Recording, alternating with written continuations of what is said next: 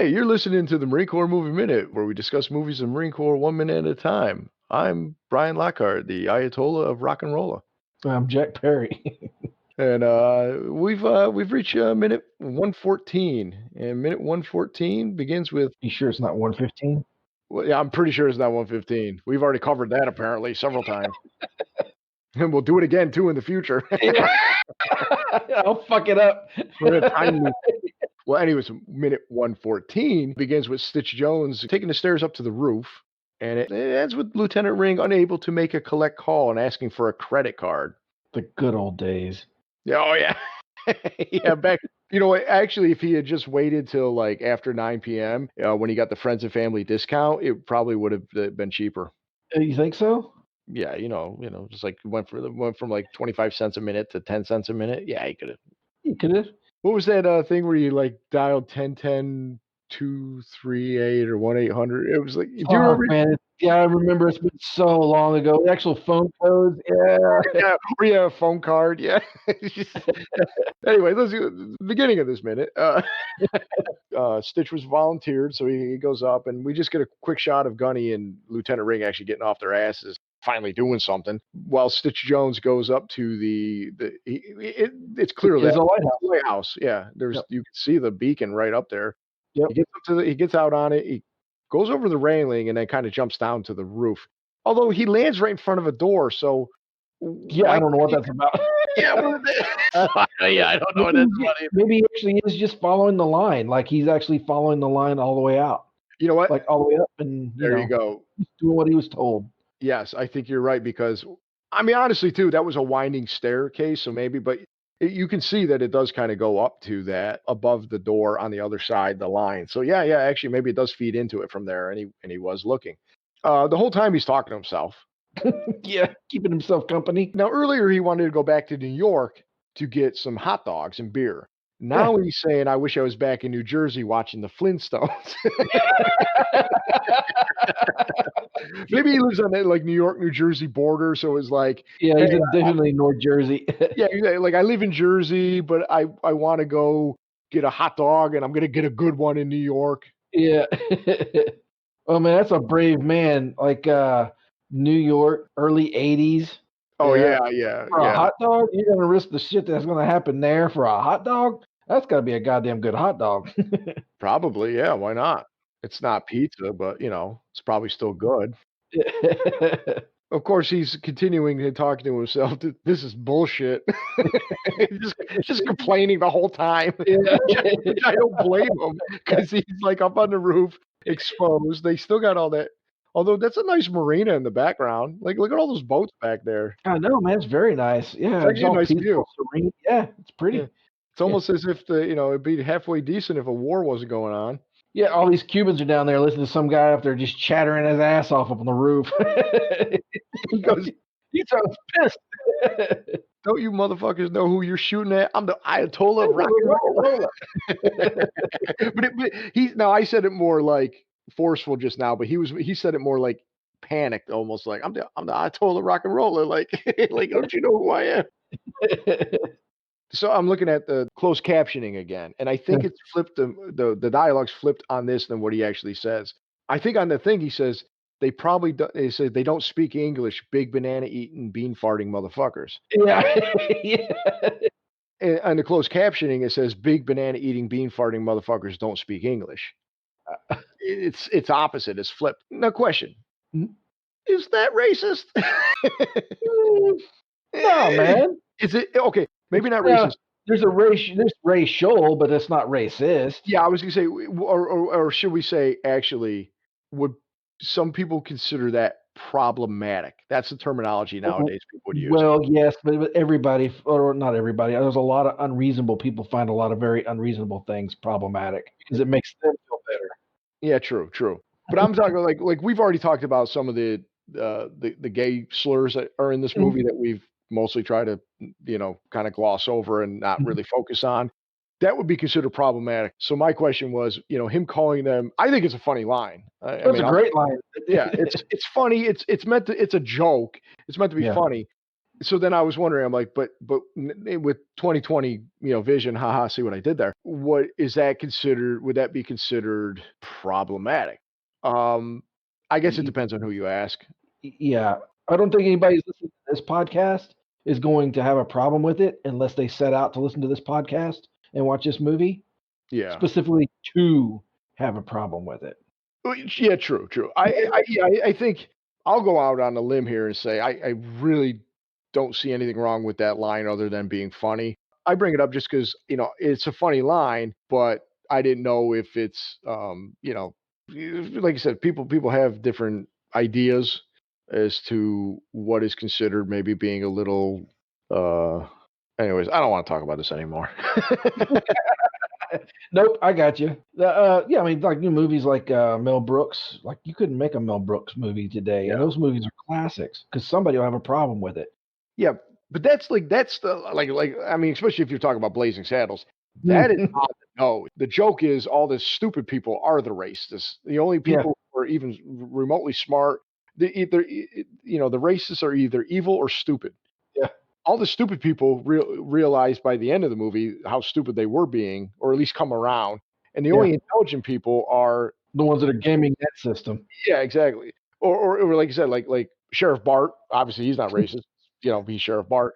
And then the Waco kid, he's more intelligent than everybody else, and of course, he's Bart's right hand man. They're the only intelligent ones, Yeah, and they're the ones that aren't racist. yeah, So that's where that is, and really putting it in your face highlights the humor of it. yeah. This is so subtle that's why I was wondering, is this like a microaggression, or would this be considered problematic? Because it's not blatant. Nah, this 2020 rules. 2020 rules don't make sense because they change every 20 minutes. 2020 Yeah, rules right. suck. 2020, yeah, yeah. Well, I'm pretty sure this is going to be on the banned list in maybe 5 years because it's got the deployment of firearms in a violent method. It shows the military in a positive light. Yeah, that too. It's just going to be some nonsense. It's not going to make any sense except for the people that are like just making this shit up. That's all we're doing. We're just making it up as we go.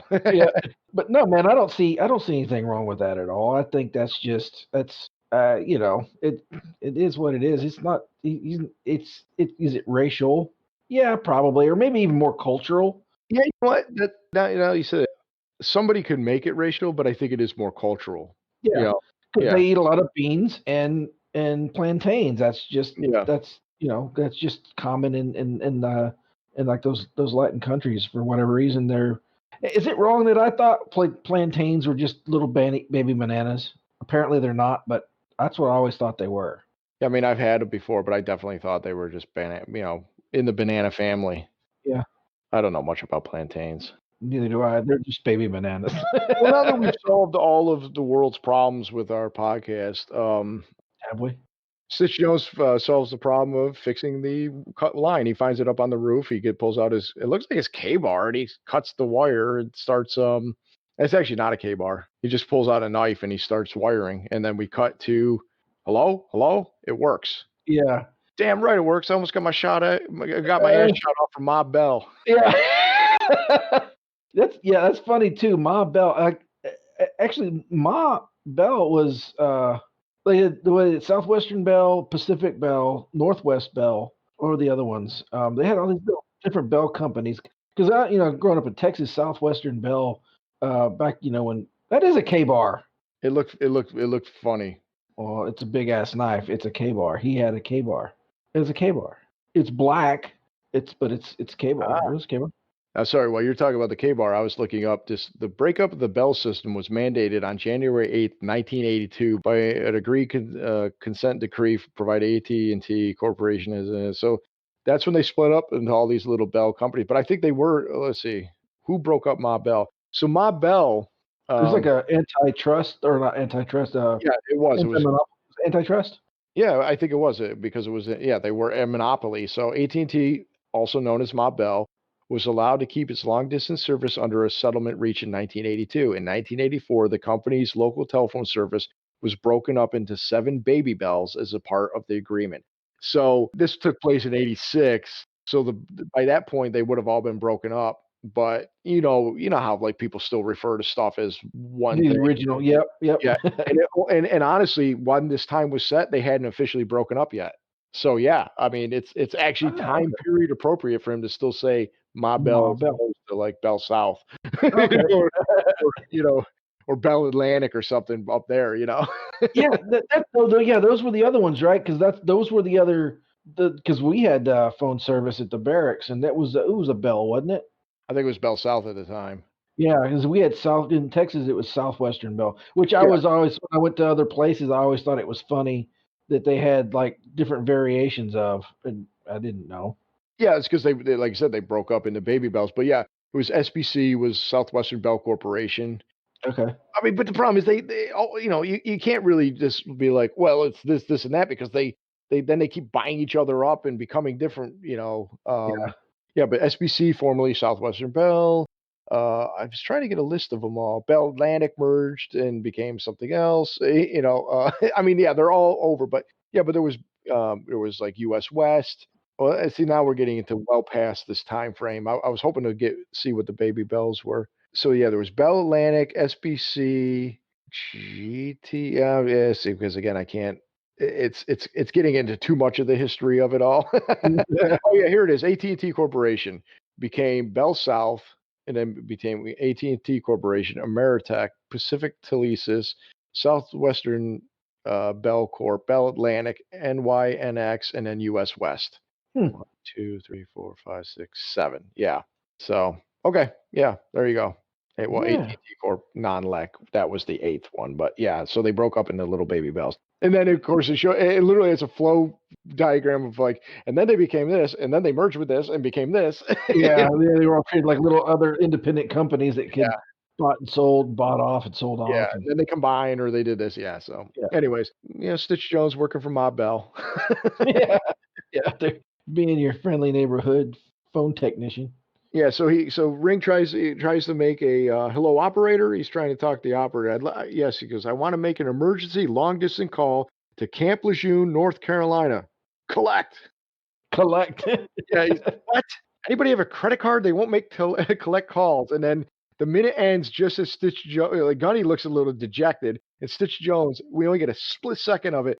He's like, it's like a realization, Ah, pat down, and then it's like, and then the minute ends. but I think we know what that means. Yeah. So Camp Lejeune, huh? Yeah.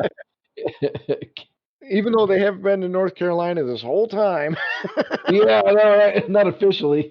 No, no, but that's where they were supposed to be, so they're trying to call back to the unit. You know Yeah. what? I have some information about this whole wanting to make a collect call, but I'm going to save it for next time. Okay. Actually, let's call it a Friday and be done. And Okay. I'll save what I want for Monday, a little teaser. Yeah. Any final thoughts for the week? No, man. No, this is another productive, fun week. Chat with my boy, watching a cool movie, solving all the world's problems. Right? Yeah, there you go. That's what we do.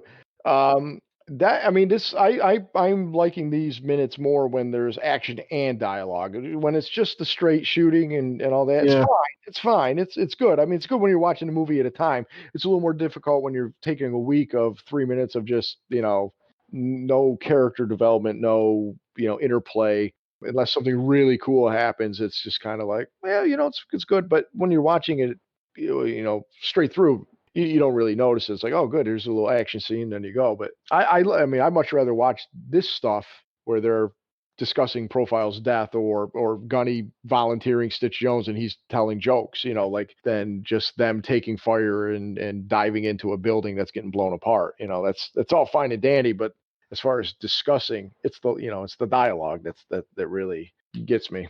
Yeah.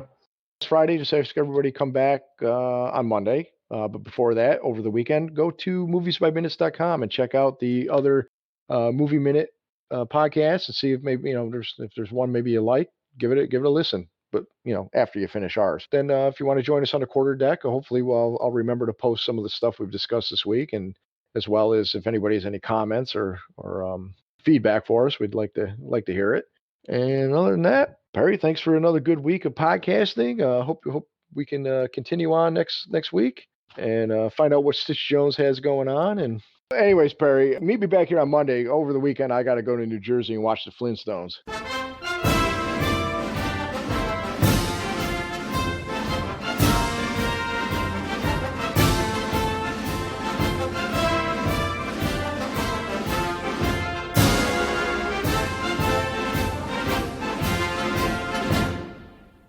Welcome to the Marine Corps movie. Ah,